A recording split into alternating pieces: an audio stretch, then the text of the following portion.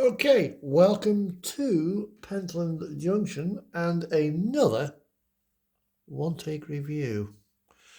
This time we're looking at, it's a Dapol product and it is a Gauge Master release of the Class 86. In this particular one is in rail freight distribution livery.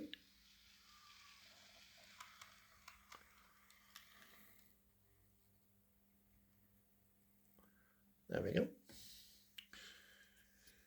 So what do we actually get? Well, we get a very nicely applied livery in the two-tone rail freight livery, not the original large logo rail freight livery that was worn on the 37, the 56 and the 31, and I think the 47 may have worn it too.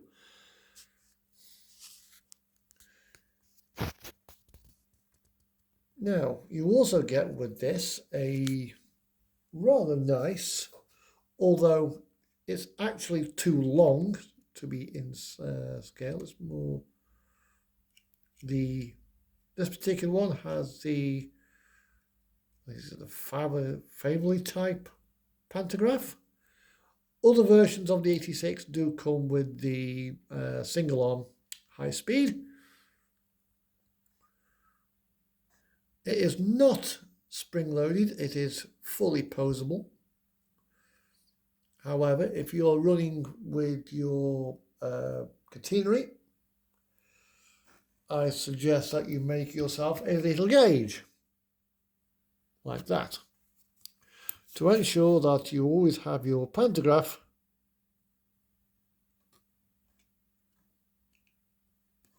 at the right height. There we go. To ensure that you don't actually strike anything. Now, this particular model is fitted with the Next 18 decoder, and is located, I think, at this end. Now, other models as well are available for the 86, including 86 number 245 in BR Blue.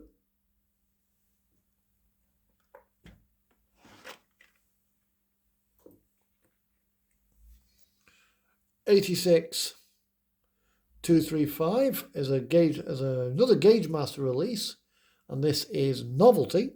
The actual locomotive that this is based on is currently in Bulgaria.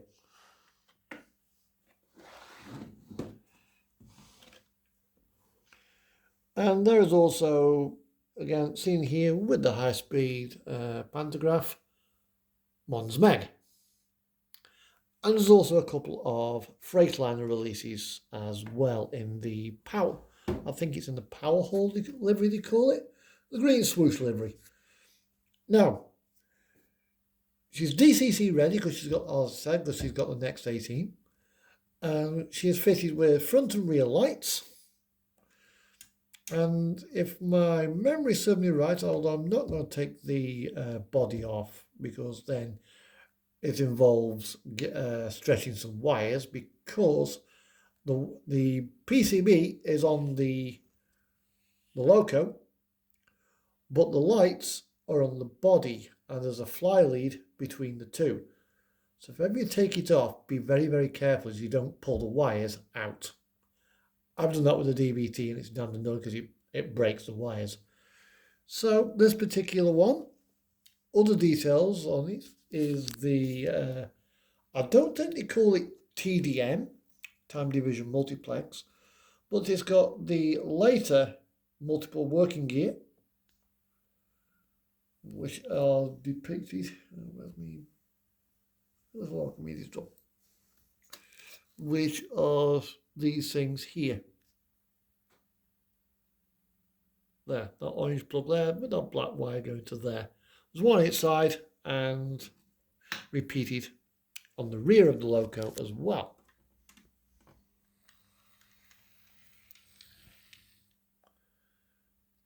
The head coat box lights up, as does the high intensity light. And she's got front and rear lights as well. She is fitted with NEM couplings.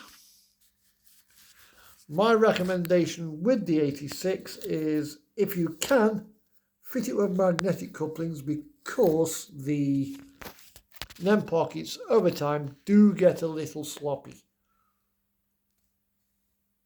And then you start getting droopy couplings on that, which will result in you leaving your train behind. It's a common thing with Dapol.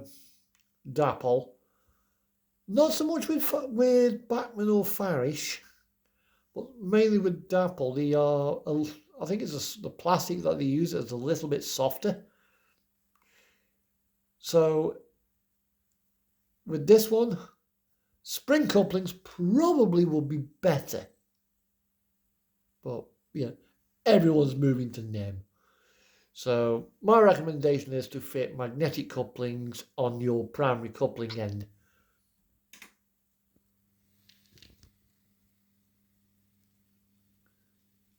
So running characteristics of this loco.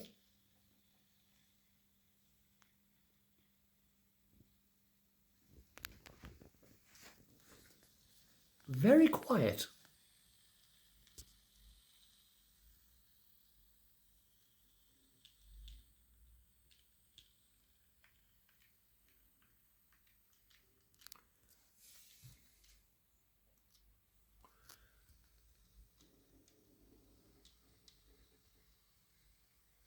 Wheel tolerances on this are a little bit wide, but you can't adjust the back-to-backs because these have a central tube with the end wheels being milled and the insert in there. It's literally a fraction of a millimetre just wide, because you can just hear it grinching as it goes around the corners. Although not every 86 that I've got does that. I think it's just a machining issue. It's within tolerances. It's not going to cause any problems.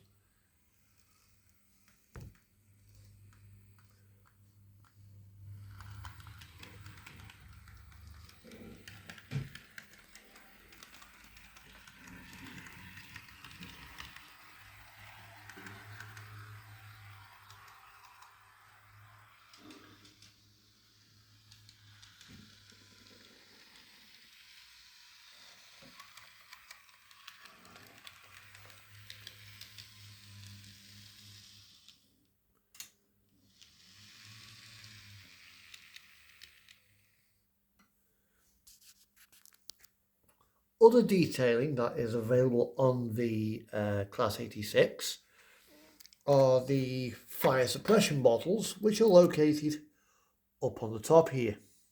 This one isn't fitted with them because I presume this particular prototype wasn't fitted with them.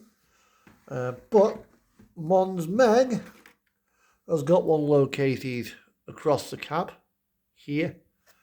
And the old Network Rail set, they did a pair of locos in the Network Rail livery. They had a pair of them located here. One there, one there.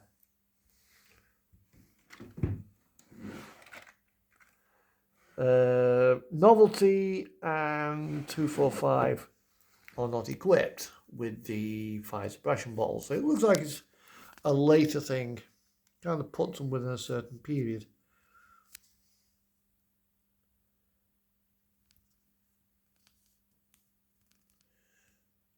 With the Gauge Master box and this particular, in fact the 86 in general, the box that it comes in is quite tight.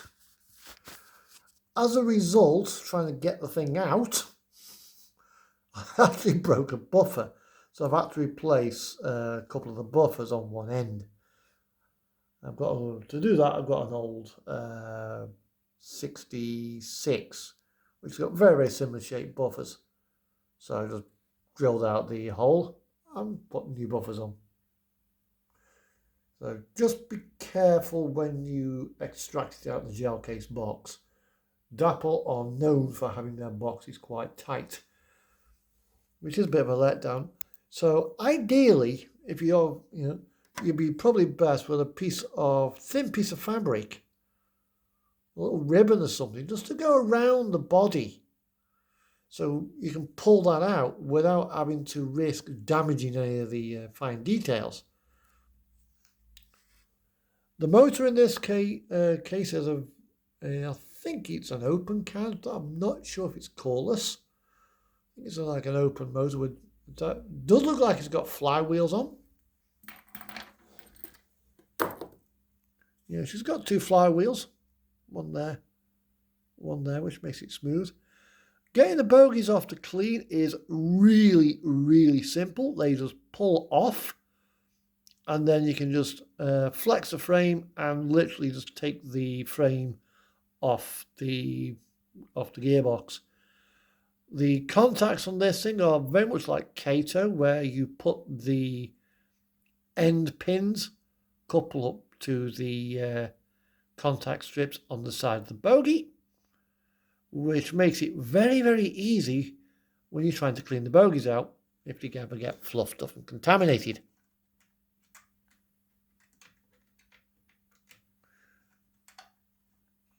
I think their 87 is going to be the same sort of setup. So that's 11 minutes of me rambling on about the Class 86 by Dapol, which, when you compare it to the 1960s tooling Lima products, although this one's actually got a Kato pantograph, because even with the pantograph down, it would not go under that catenary. It was banging it. It's come on leaps and bounds. Although I really wish Dapol, for some of them, would release this kind of bogie frame, because this is the early bogie frames. I know Hellion did it with their 00. I think Hornby might have as well. So you got the option of the 3-spring suspended bogie like this one has got, or the early ones before they put on the axle springs. This one runs as rough as a badger's arse. This one, the new tooling though, absolutely brilliant. So, out of 5, this is certainly a 4.5-star locomotive.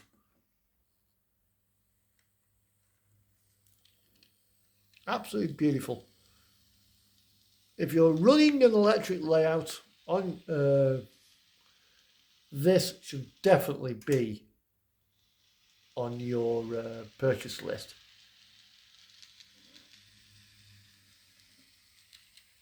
It isn't, however, sound fitted or sound ready, but it is DCC ready. So, yeah, this is another good locomotive. Gets a thumbs up from me. Right, that's for it done. Bye-bye.